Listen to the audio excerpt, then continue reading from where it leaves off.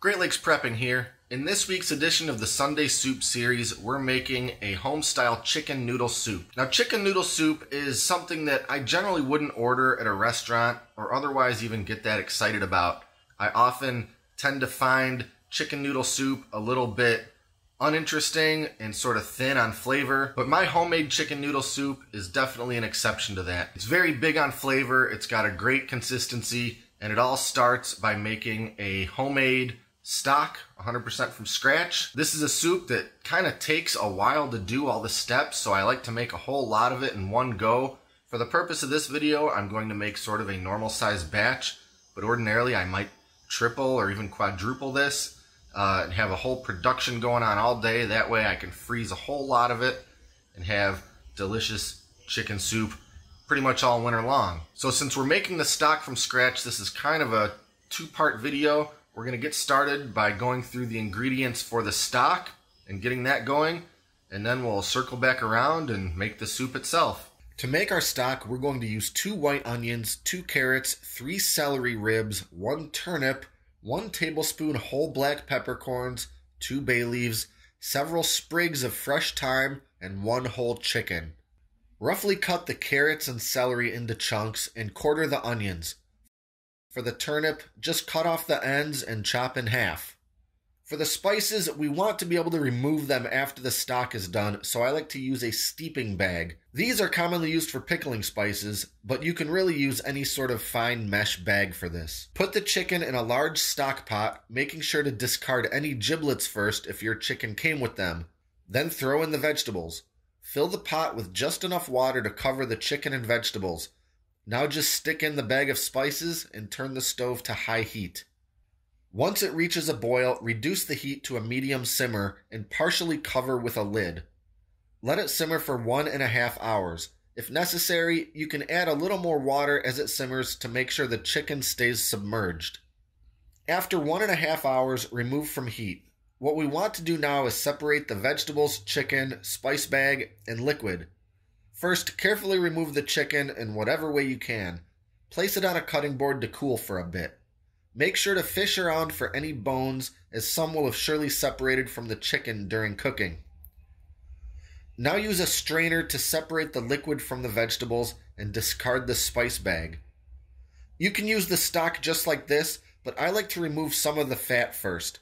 Fresh chicken stock is pretty fatty. For this, I use a fat separator. Basically, this involves pouring in the liquid and letting it cool for a while. A lot of the fat will rise to the top, at which time you can pour out the rest of the liquid from the bottom through the spout. Now the stock is ready to use, and I'll just leave it in the pot until I'm ready for it. Once the chicken is cool enough to handle, pick off all the meat. Be sure to go through every leg, thigh, wing, and breast.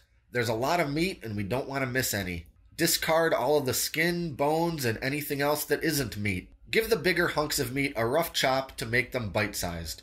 Let's talk about the vegetables we pulled out of the stock. A lot of people throw these away after the stock is made, since their purpose was for stock and not the final soup. I, however, think this is a waste of perfectly good vegetables.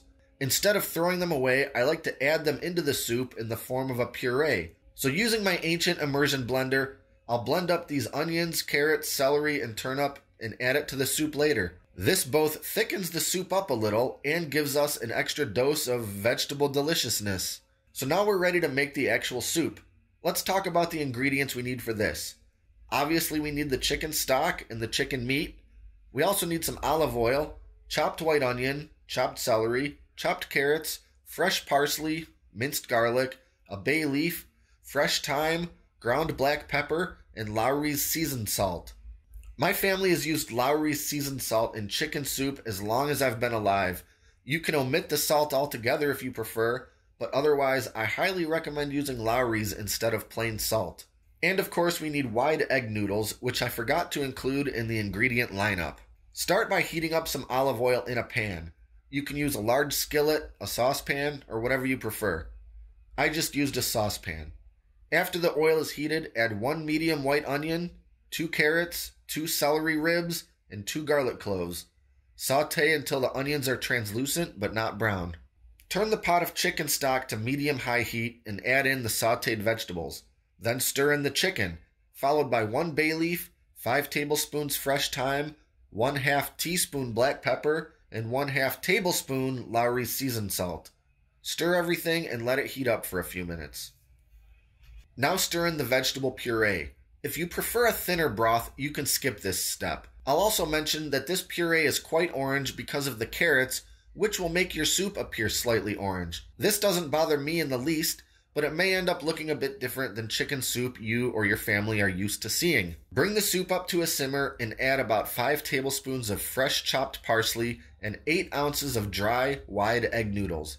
These noodles usually come in 8-ounce or 16-ounce bags from the store. Simmer for another 10 to 15 minutes or until the noodles are tender. Now it's time to serve. Garnish with a little more fresh parsley and season to taste with a little more Lowry's if you like. If you've only eaten sad cans of Campbell's chicken soup in your entire life, you owe it to yourself to have a bowl of the real deal. Chicken soup is the original comfort food, and a piping hot bowl while it's freezing outside is a must-have. Everybody, young and old, likes chicken soup.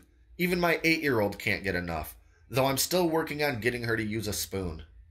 If you enjoyed this video, click the subscribe button and stay up to date on all our latest videos, including next week's edition of the Sunday Soup series. Thank you for watching, and until next time, this is Great Lakes Prepping.